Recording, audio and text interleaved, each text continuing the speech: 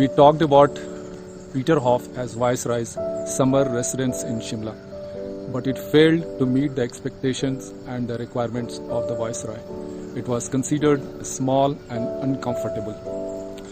The search for a new residence for the Viceroy ended with construction of a spectacular and magnificent residence called Viceregal Lodge in Shimla in 1888. The lodge, constructed on Observatory Hill of Shimla, was 330 acres in area and stood a few meters away from Peterhof. To the north of Viceregal Lodge lay snow-clad mountains, and to the north one could see plains with Satluj flowing amidst them. The credit for construction of a new residence for the Viceroy goes to Lord Dufferin. He was Viceroy of India between 1884 to 1888. He was very keen for a new residence. He persuaded the Secretary of State of India, Lord Randolph Churchill, to sanction the project. Construction was to cost rupees 38 lakh and rupees 1.5 lakh was required for its annual maintenance. Dufferin, during his tenure, completed the conquest of Burma in 1886. The foundation stone for National Congress was laid in 1885. The Secretary of State gave a go-ahead for the construction of this building. Henry Irwin, the first superintending engineer at PWD at Shimla Circle, was assigned the project.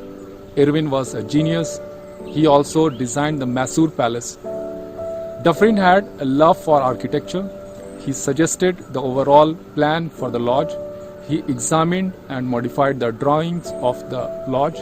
He wanted a house which could impress the guests at a state banquet and which reminded him of his own home in England. The PWD started the work in 1886. It leveled the top of Observatory Hill to create a plateau and construct the building. The hill was the second highest point in Shimla after Jakku Hill. The architect Henry Irwin drew inspiration for construction of this building from English Renaissance architecture. He also borrowed designs from Scottish castles. PWD brought grey sandstones from Kalka, from Sanjoli, a local area of Shimla.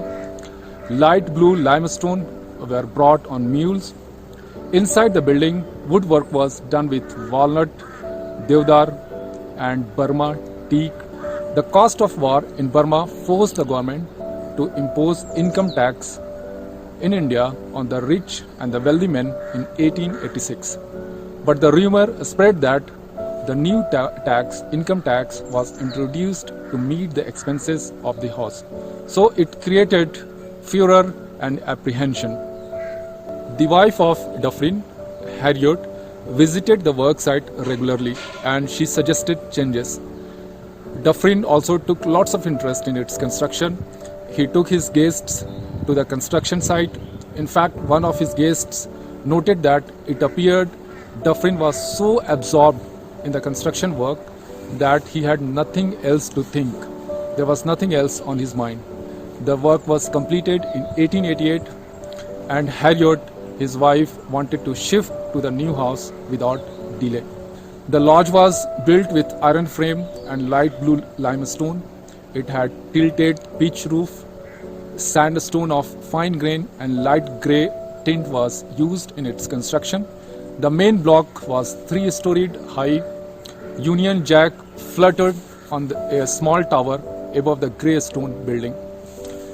The family of Dufferin moved into the new building on July 23, 1888. Dufferin stayed here for just one summer, or you may say for one monsoon, because they shifted during July month.